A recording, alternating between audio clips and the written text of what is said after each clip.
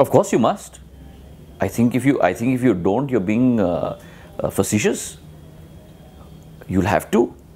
But I think at the same time, as I said earlier during our discussions this morning, you must see this as an opportunity. Just because there is a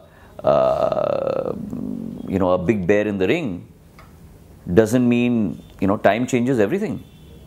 Doesn't mean that you can't become the big bear in the ring in the days to come. But is hope the strategy, or is there more? No, it can't be based, it cannot be based just on hope. It has to be based on a strategy. It has to be based on very clear underpinnings of policy.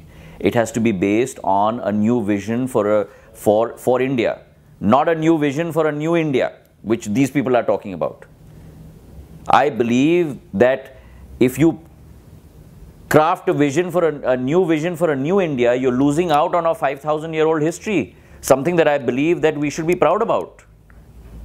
Concepts of secularism, liberty, concepts of Udar Vichardhara, Dharmnirpekshta, that is our core. If you lose that, then you'll have this environment, which I've just mentioned, of Una, Saharanpur happening all across the country, which is already happening. You go to India, forget about what's happening at the national level, forget about what's happening at the state level. Talk about your nuclear family. I want to ask all of you sitting here today, in your home, is there an environment of security? With your young children, with your family members? Palpably, what are they feeling today? Forget about what's coming into your bank account.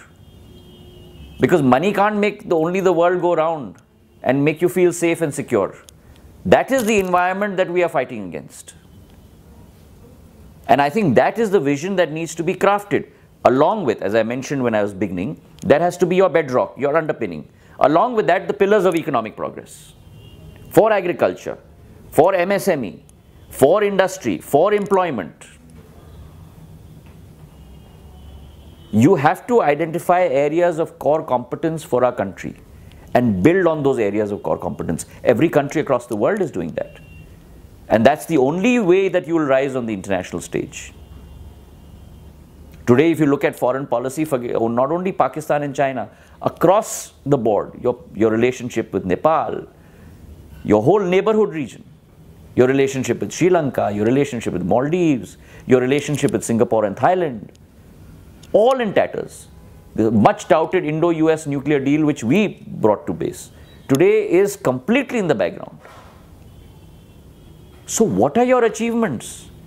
It's okay to tour 56 countries, but at the end of the day, what have you brought back for India? The 126 Rafale deal has now become a 2-squadron deal. Your Air Force chief is saying we are completely compromised on the air front. You're 8 squadrons short. You look at the Navy, they're running short of frigates and defense carriers. So what is it that you have done in the last 3 years? Talk about what is it that you had promised and actually what is the reality. And that is the message we have to take to India. The 125 crore of Indians, along with what is our blueprint. But that again, as I mentioned, cannot be done purely on a national scale.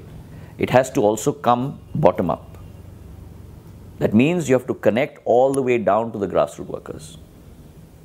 I've seen that change happen in my parliamentary constituency. Parliamentary elections were a very different scenario in the late mid-80s and the early 90s. Today, it's a completely different scenario. You have to have that connect. It's not only good enough doing development, doing progress, but that emotional connect, the physical connect has to be there. And if you don't have both, then you're not going to come back. Be it an MLA, be it a Parshad, be it an MP, or be it a government. Friends, Scindia has some scheduled meetings, so like all other... People of India have become very demanding, and that's a very good thing. It's important to keep legislators on their toes. It's important to keep the media on their toes. It's important to keep government on their toes. And this government is certainly keeping the media on its toes. issuing bans to channels, and if you say something, you are the media is also anti-national. The fourth pillar of democracy has also become anti-national.